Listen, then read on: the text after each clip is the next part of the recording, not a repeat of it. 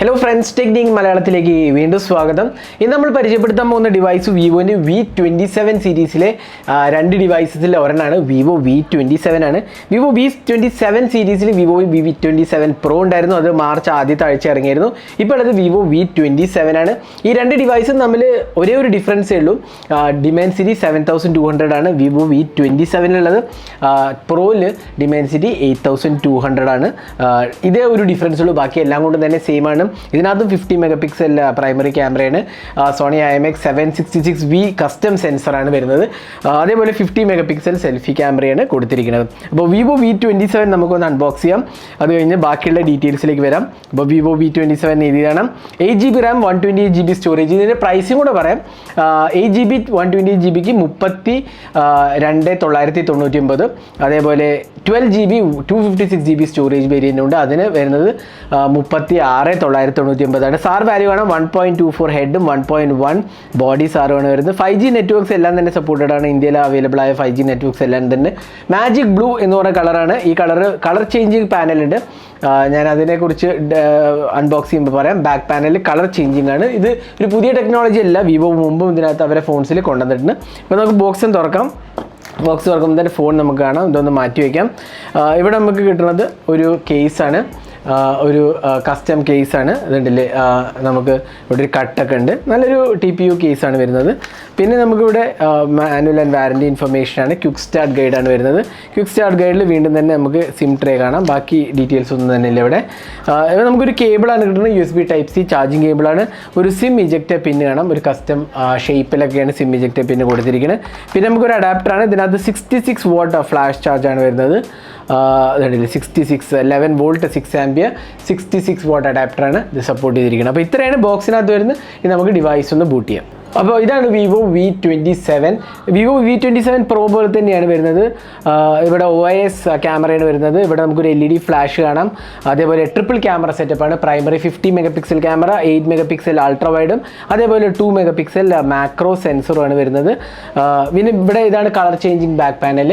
Ultra violet ലൈറ്റിൽ അല്ലെങ്കിൽ സൺലൈറ്റിലൊക്കെ വെക്കുകയാണെങ്കിൽ ഇതിൻ്റെ ബാക്ക് പാനലിൽ കളർ ചേഞ്ച് ചെയ്യണമെന്ന് നിങ്ങൾക്ക് കാണാൻ സാധിക്കും. അതേപോലെ നിങ്ങൾക്ക് കുറേ പാറ്റേൺസ് ഒക്കെ ഉണ്ടാക്കാം. നമ്മൾ അൾട്രാ വയലറ്റ് റേസ് കൊണ്ട് അല്ലെങ്കിൽ ലൈറ്റ് ഉണ്ട്. പക്ഷേ ഇതെല്ലാം അപ്പം തന്നെ കളർ ചേഞ്ചിങ് ബാക്കിലേക്ക് വരും. കുറച്ച് സമയം കൊണ്ട് തന്നെ ചേഞ്ച് ചെയ്ത് വരും. ഇവിടെ നമുക്ക് പവർ ആൻഡ് വോളിയം കീസ് കാണാം. മുകൾ ഭാഗത്ത് ഓപ്പണിങ്സ് സ്ലോട്ട്സ് ഒന്നുമില്ല.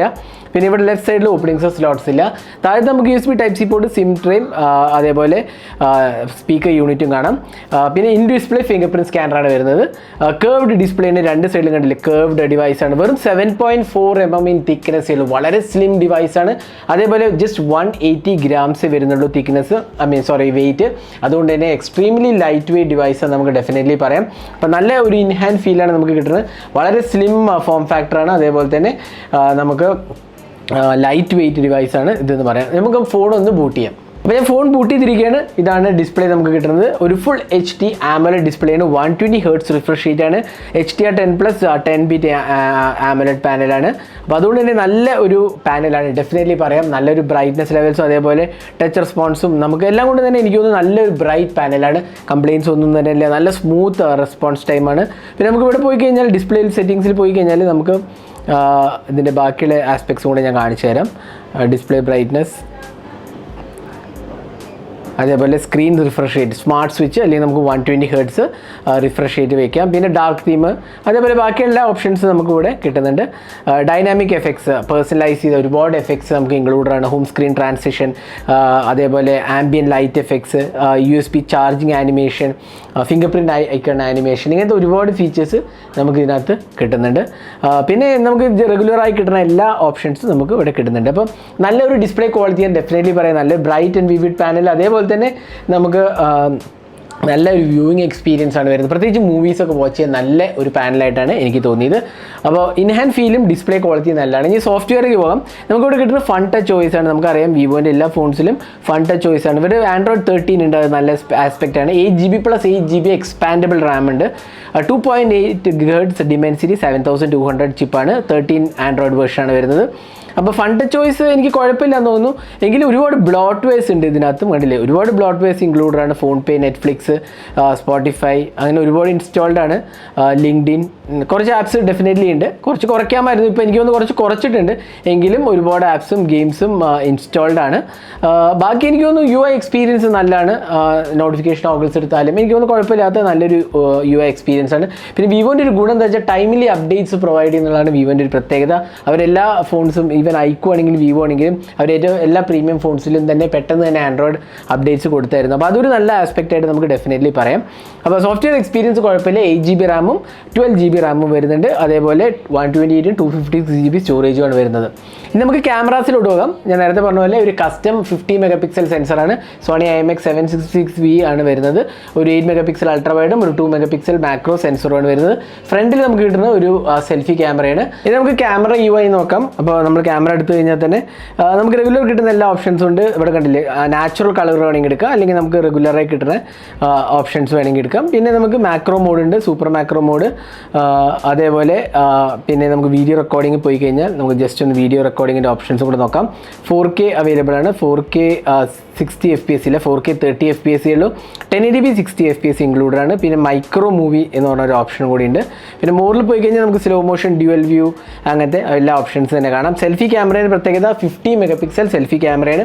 അപ്പോൾ നമുക്ക് കുറച്ച് ക്യാമറ സാമ്പിൾസ് കൂടി കാണാം. ഇതെല്ലാം Vivo V27 അടുത്ത് ക്യാമറ സാമ്പിൾസ് ആണ്. നല്ല ഒരു ക്യാമറയുടെ എനിക്ക് തോന്നുന്നു നല്ലൊരു ക്വാളിറ്റി ക്യാമറയാണ് ഈ പ്രൈസ് സെഗ്മെൻറ്റിൽ. ഒരു 30-40 സെഗ്മെൻറ്റിൽ നല്ലൊരു ക്വാളിറ്റി ക്യാമറയായിട്ട് പറയാം. പക്ഷേ അൾട്രാവൈഡും മാക്രോസും അത്ര ഒരു നല്ലതല്ല. കാരണം ഒബ്വിയസ്ലി ഒരു 2 മെഗാപിക്സൽ 8 മെഗാപിക്സൽ അൾട്രാവൈഡ് മാത്രമേ ഉള്ളൂ. പക്ഷേ പ്രൈമറിയും സെൽഫി ക്യാമറ എനിക്ക് വളരെ ഇഷ്ടപ്പെട്ടു. നല്ല ഒരു ക്യാമറ സിസ്റ്റമാണ് ഡെഫിനറ്റ്ലി പറയാം.